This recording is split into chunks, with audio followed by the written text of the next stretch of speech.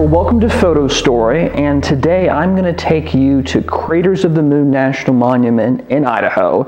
You may have seen it in my previous episode of After the Shot, where we took a photo from that shoot and talked about how it was processed. So you'll see that link in the bottom so you can go back and see it. But I thought it might be nice to take you back to the park and show you a little bit more of it.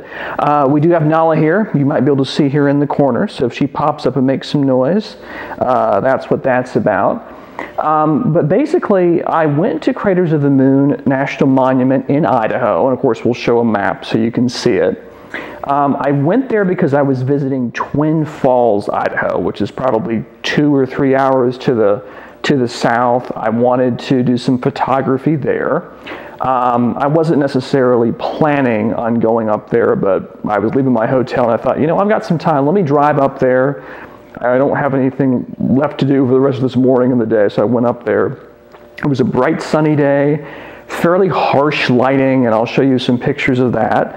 And it was just volcanic rock. This is late May, and basically what it is, it's where Yellowstone used to be. In other words, the hot spot is under Yellowstone National Park in Wyoming, a few hundred miles away. That actually moves over time, and Craters of the Moon used to be where that was.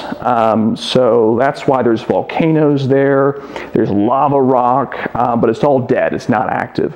So I went there, I hiked through some caves that were there, I hiked around some of the lava and the volcanoes, and eventually I decided to take myself a little bit further out in the park and take a hike out there, which was out towards I think it was a crater or a volcano, but a little bit further away from the road.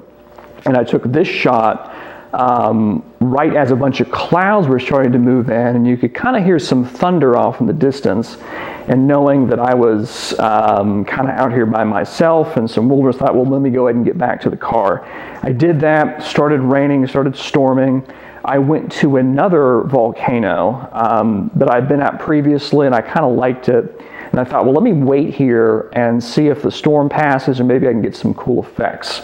So once the storm started to drive down, I start to hike up this volcano, and there's nobody else up there. I guess they had been scared away by the storm. You could see lightning off in the distance. You could see this really cool dark clouds ceiling out in the distance, volcanoes out in the distance. It really made this, this park called Craters of the Moon almost look like the surface of the moon if it had an atmosphere and rain and so forth. There was lightning. I got a shot with some lightning in the distance. A lot of the shots were kind of painterly. And that really made the trip. That first shot probably that you saw earlier where I was taking that hike and then had to walk back because of the storm, that was a really good shot, I think, with the storm moving in. And then these shots, they're just kind of something you don't see every day and you don't really know where they are. And that was just because I decided to go up there that day. We happened to have the perfect conditions.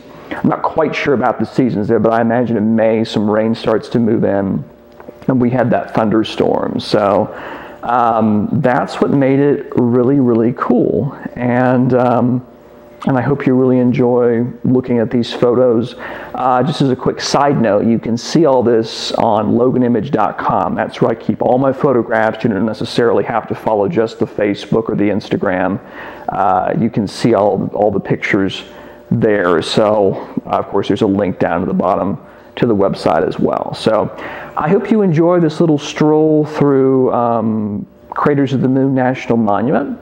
And we'll be back next week with another episode of this. And then later on this week, we'll actually have another After the Shot where we kind of go into the particulars of how an image is actually processed. So if you like a brief summary, why not delve into some of the more specifics with that show? So anyway, appreciate you tuning in today and have a great day. We'll see you next time. Bye-bye.